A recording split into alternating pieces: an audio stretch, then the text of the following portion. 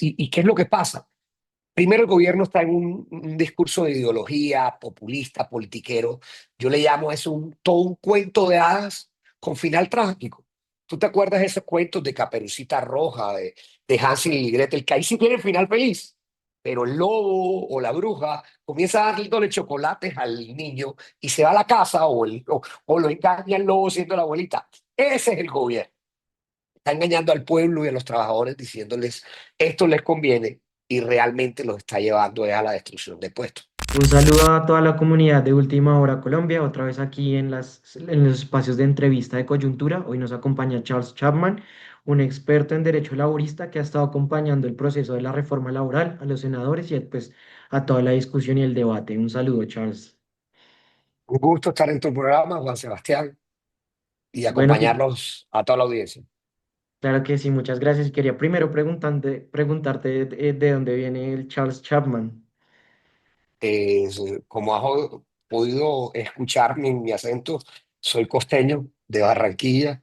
Pues Barranquilla es una ciudad construida por migrantes. Mi familia fue migrante ya hace varias décadas del siglo pasado. Los Chapman fueron ingleses que llegaron primero a Curazao y después llegaron a Barranquilla. Se dejaron enamorar por la belleza y la calidad de la gente de Barranquilla. Ya yo soy un barranquillero pleno, como lo escuchas en mi acento, Sí, sí, se y nota bastante. colombiano, por supuesto. Se nota bastante en tu acento. Bueno, y ahora sí entrando bien en materia, quisiera pues desde tu perspectiva como experto laborista, un balance general de lo que nos dejó ayer la aprobación de la reforma laboral en la Comisión Cuarta. Sí, no, lo primero fue que se mejoró significativamente lo que venía de la Cámara, aunque hay todavía un gran problema por solucionar. Entonces, primera conclusión, se mejora significativamente con un gran problema por solucionar, que esperamos en la plenaria se solucione para efectos de que ese cuento que se le está narrando a los trabajadores no se vuelva en una tragedia para ellos. Entonces, ¿qué fue lo positivo? Se agregó dos bloques adicionales a la reforma. La reforma solo estaba pensada para los trabajadores formales en Colombia y no para el desempleado, no para el informal, no para el inactivo, que son los más vulnerables del mercado laboral. Y me explico poco en el mundo laboral para que todos lo conozcamos. La gente en Colombia somos 52 millones de habitantes aproximadamente. De esos 52 hay 40 en capacidad de trabajar. De esos 40 solamente formales, con prestaciones, con cesantías, con seguridad social, son 10 millones. De 40 solo 10. Entonces, cuando tú dices que de 40 millones solo 10 tienen empleo formal, hay 30 que no tienen seguridad social, que no se pensionan, que no tienen un mínimo ingreso, tú tienes que tener claro que el mayor problema es cómo hacemos que esos 30 hagan parte del empleo formal. Entonces, comenzamos a solucionarlo importantemente porque creamos dos bloques adicionales a la propuesta del gobierno. Un bloque de generación de empleo y se creó un estímulo que se llama el crea empleo, que es un mensaje positivo. Se le obliga al gobierno a dar un subsidio por nuevos trabajos para cuando sean nuevos empleos de jóvenes, mujeres y personas que están en el último empleo. Entiéndase aquellas personas que están próximos a pensionarse o ya tienen la edad de pensionarse, pero hacen falta semanas. Entonces, ayudémoslos a que se pensionen. Entonces, démosles también un empleo subsidiado. Entonces, ese es un estímulo. Le dijimos, hey, gobierno, te quiere gastar una plata importante en licencia de paternidad. Esas personas que tienen licencia de paternidad tienen empleo. Vamos a dedicarla más bien en las mujeres, que eso también da equidad de género para que trabajen los jóvenes. No queremos ninis más en Colombia. Queremos abolir ese término de ninis. A mí me parece desagradable. Yo no puedo convivir si yo no trabajo para eliminarlo. Es decir, que jóvenes ni estudien ni trabajen. Eso no lo podemos permitir. Y tercero, las personas también que están en su final de vida, hay que ayudarlos a pensionarse. Entonces, eso es importantísimo. Primer bloque que me parece positivo que se logró agregar ayer por parte de los senadores de la Comisión Cuarta. Segundo bloque importante que no estaba antes, formalización del empleo.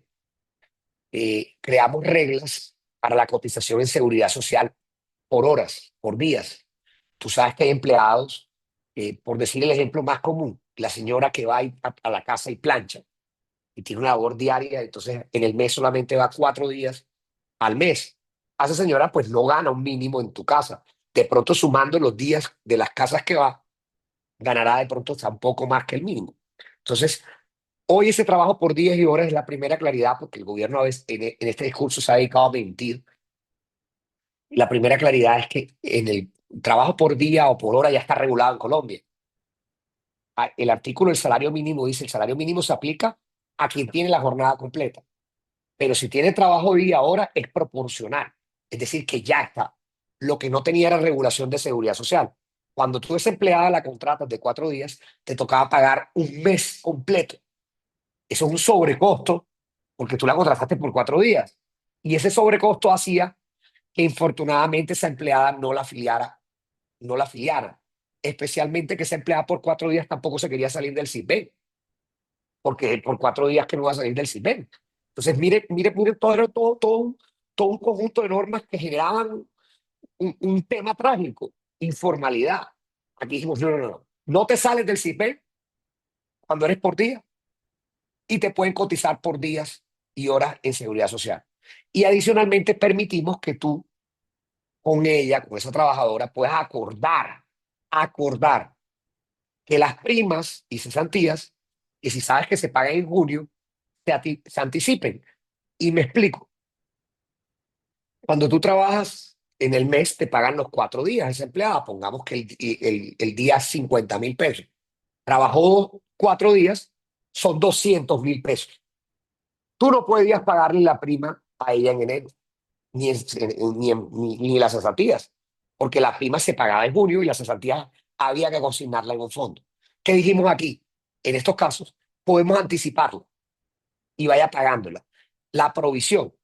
Cuando tú dices que 15 días son en 6 meses, divide 15 entre 6 meses. Eso da algo así como 2,5 días por mes. Entonces tú trabajas y entonces ese mes que trabajaste 4 y le pagas esos 2,5 días anticipados. Eso es un porcentaje que es el 8,4%, equivale a la provisión de primas y 8,4% equivale a la provisión de cesantías. Es decir, que esa empleada pudiera recibir un recargo, algo así del 17%, y se le paga adicional a los 50.000 pesos.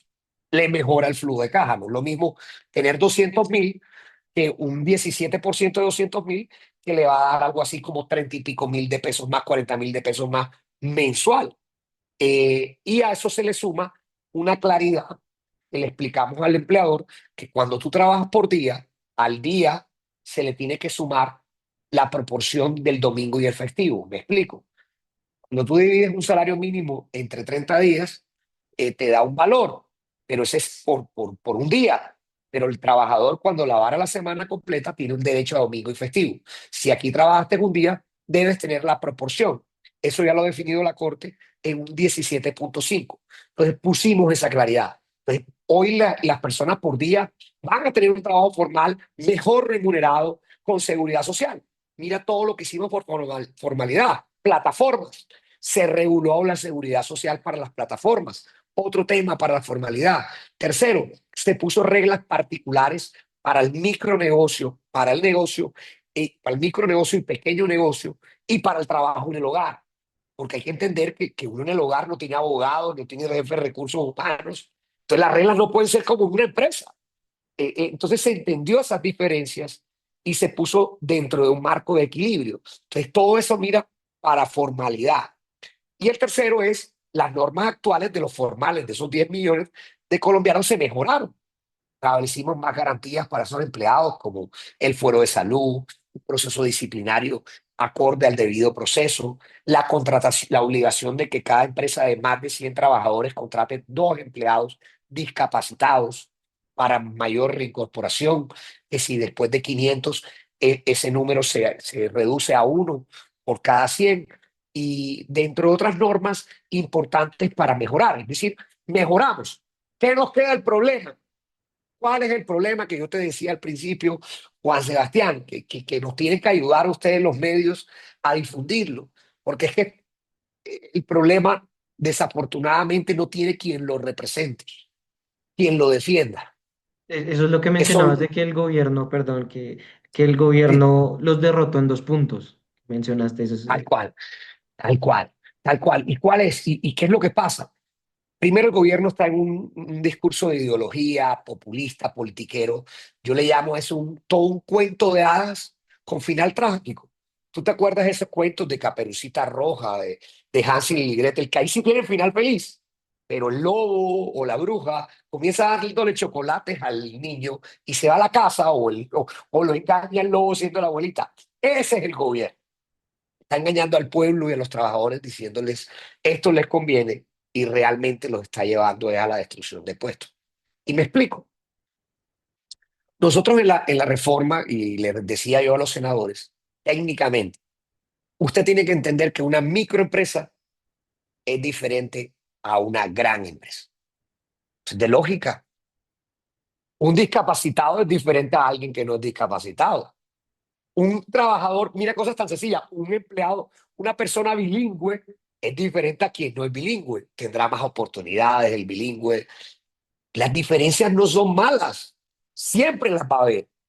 Lo que hay es que hacer que esas diferencias se neutralicen por herramientas que generen lo que dice la Constitución, igualdad material, que los diferentes tengan mejores garantías para generar la igualdad. ¿Qué sucede? El gobierno quiere tratar a las microempresas como si fueran grandes empresas. Y entonces cuando yo reviso los datos de las microempresas me encuentro que en los últimos 2 años se han liquidado 500.000 de compañías en este gobierno. Y adivina cuántas de esas son micros y pequeñas empresas. Dame un número, un porcentaje. La Juan, mayoría debe ser por ahí el 80%. dolorosamente te quedaste corto. 99.2%. Ok. ¿Qué te dice eso? Mm, Juan, ¿qué te dice? Y se porcentaje está gigantesco. acabando. Claro. Esto no está afectando a la grande, la mediana. Esto está afectando a la micro y pequeña. ¿Sí me explico? Esa micro y pequeña que es la realidad del país. El que vende dulces en la esquina, el que vende arepas, la peluquera, la tienda. Esa es la realidad. No me digas que eso es igual a una multinacional, a una gran empresa. Y que tienen que tener las reglas cuando ellos lo que están haciendo es el trabajo del rebusque para subsistir. ¿Entiendes? No porque quieran violar las leyes. Este no son raceros que tienen un tema y lo viola. No, no, este es un chico chiquito. Entonces, ¿cómo tratarlos igual? Y no solo eso, mira este dato. Datos del gobierno. Cámara de Comercio, empresas liquidadas. Ahora te hago otra pregunta. Juan, para hacer esto más divertido. ¿Cuántos se han liquidado en los últimos años? 3 años, datos de DANE. En los últimos 6 años hasta el 24 se han liquidado 1.200.000 trabajos. ¿Qué porcentaje crees de ese 1.200.000 que se liquidaron, o sea, que se terminaron puestos en la micro y pequeña empresa? Por ahí el 85%. Otra vez te quedaste corto. Más del 90% del 1.200.000, 1 millón de colombianos trabajaban para las micro y pequeña empresas que se perdieron su puesto de trabajo. Datos DANE. De hecho, aquí tengo la gráfica para que sepa. 1.218.254. Periodo 2017-2023. ¿Sabes cuántos se liquidaron de ese 1.200.000 en la grande empresa? 33.000, el 2.7. Nada. Mínimo. Sí. Mediana, 48.000, 3.8. Cambio el 94% en micro y pequeño. ¿Qué te dice eso? Discúlpenme, tengo que tener reglas diferentes para la grande y mediana y para la micro y pequeña. Porque si no, ¿qué va a pasar? Se liquidan, despiden trabajadores y tres, generan informalidad. Y ahí te voy a hacer la última pregunta de esta examen de calificación del tema. Informalidad. ¿Cuánto crees tú que la microempresa genera una parte importante de trabajo? De ese 100 que genera, ¿tú cuántos crees que son informales en la micro? El 57. No. Imagínate que según datos de Dani, el 84% del trabajo de las micro es informal. Pero No la pueden cumplir informalidad las en el leyes. total nacional es el 57%, ¿sí? Algo Sí, así. claro, exacto. De ese 57%, el que más aporta, y es bueno tu punto, el que más aporta es la microempresa. La gran empresa en esa informalidad no aporta tanto como la microempresa. Entonces, mira eso es gravísimo, o sea, eso es complejo. Entonces, cuando tú ves eso, tú dices, no, definitivamente, yo a la microempresa tengo que tratarla diferente. Y es un poco era la pelea de nosotros frente al gobierno, que había que tratarla diferente. De hecho, voy a ver en la gráfica para no equivocarme y no digan que aquí nos estamos equivocando de eso que tú acabas de decir, que es muy importante. Eh, en los empleos formales, decíamos, son 40. Hay 25 millones en el mercado laboral, pero de esos formales, la microempresa solamente de los 10, solamente aporta el 21%. A pesar de donde hay más trabajos, solamente aporta el 21%. A diferencia, la grande empresa aporta el 53% del empleo formal. Cifras, 10 millones de formales, gran empresa aporta 5 millones 300. Microempresa solamente aporta el 21, 2 millones 100. Pero en el empleo informal, los 13 que me dijiste, oye eso, de los 13 que me dijiste, la micro aporta el 94.3%, datos DANE. Es decir, que de 13 es algo más de 10 millones de personas informales que están en la microempresa. La grande solamente aporta el 1.3, que quiere decir que si es 13 millones, estaremos hablando de algo así como 13.000 personas. Es decir, que Entonces te pregunto, sí, no, quería plantearte, como lo dice la senadora que esta mañana tuvimos la oportunidad de entrevistar a Angélica Lozano, la presidenta de la comisión, es decir, que sí es verdad que en los cambios que hubo en la reforma laboral, ahora sí se tiene en cuenta un poco más la informalidad en el país, que es una de las grandes preocupaciones del campo laboral. así es, pero en parte, porque no se le hizo diferencia a la micro y pequeña en este punto del recargo nocturno. Infortunadamente ahí nos faltó el voto de Angélica precisamente para verdaderamente ayudar a los microempresarios y pequeños empresarios. Ella votó porque tuvieran las mismas reglas. Entonces, si bien es cierto, como te decía al principio, que se generaron muchas cosas buenas, no es menos cierto que faltó darle un trato diferencial a las micro y pequeñas en estos temas de beneficio. ¿Para qué? Para que no se destruya esos 450.000 empleos que dice el gobierno que se va a hacer. Y ese debe ser nuestro desafío. Y esa es mi invitación, por favor, Juan Sebastián. Los microempresarios no tienen quien los defienda. Ellos no tienen para pagar la cuota ni siquiera a COPI.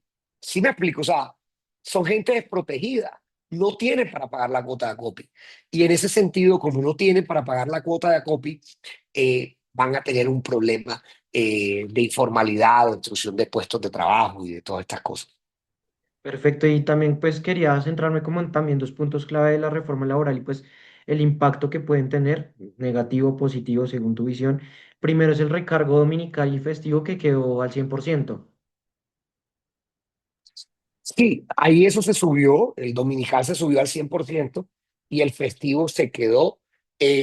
Una propuesta era dejarlo en 75% porque Colombia tiene la mayor cantidad de días festivos. Infortunadamente eso no se pudo lograr y quedó 100% para todo el mundo. Sí, perfecto. Y quería preguntarte por cómo ves este tema en cuanto a precisamente eso que veníamos hablando de las pequeñas y medianas empresas, de asumir ese costo de más para los empleados. Complejo, sobre todo porque el gobierno nos miente. El gobierno dice que esto iba a excluir, el tema de excluir a las micro, iba a excluir al 80% de la población laboral. Eso es mentira. Porque es que, ojo, una cosa es la micro y otra cosa es la MIPYME. MIPYME incluye micro, pequeña y mediana empresa. Entonces, miren lo mentiroso que son el gobierno. Aquí quién está hablando de las medianas, estoy hablando de las micro. Es primera mentira. Segunda mentira. Una cosa es generar el empleo y otra cosa es de ese empleo cuánto es formal y cuánto es informal. ¿Sí me explico? Porque si bien es cierto, la micro genera empleo, como vimos ahorita, el mayor, el 80 y pico % es micro, es informal. Entonces, de alguna manera, las cuentas del gobierno no son correctas, ni son ciertas. Y ya pasando a otro de los puntos clave, también es el inicio de la jornada nocturna desde las 7 de la noche. Acá también hubo una discusión de si las MIPIMES deberían quedar exceptuadas de esta y que queden con como está el recargo nocturno actual, que es las 9 de la noche. También quería escuchar tu punto de vista en cuanto a esta decisión de dejarlo finalmente sin excepciones y a partir de las 7 de la noche. Sí, no, mi punto de vista es, hagamos el tema de la mejora, estoy de acuerdo con la mejora, pero como dijimos, no puede aplicarle a las microempresas. Porque hay que entender, miren, las microempresas, entre más les pongas cosas, menos van a pagar lo que dice la ley. Si ya hay un 80 y pico de informalidad, ¿a cuánto va a subir?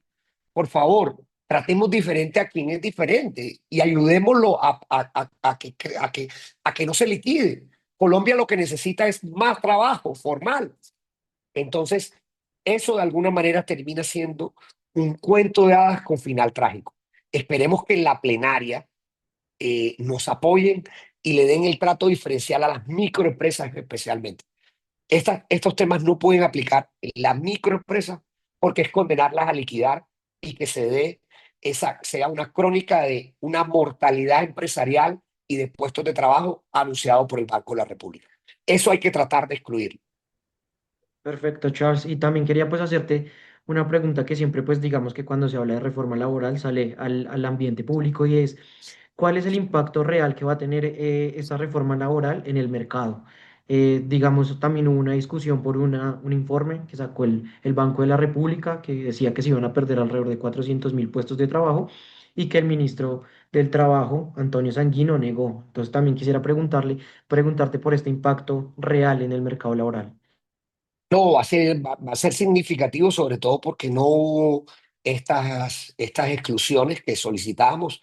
De alguna manera, ese anuncio del Banco de la República se puede dar. Por eso me mantengo y digo, tenemos que hacer la lucha en la plenaria para efecto de excluir a estos sectores que son diferentes y que están en riesgo.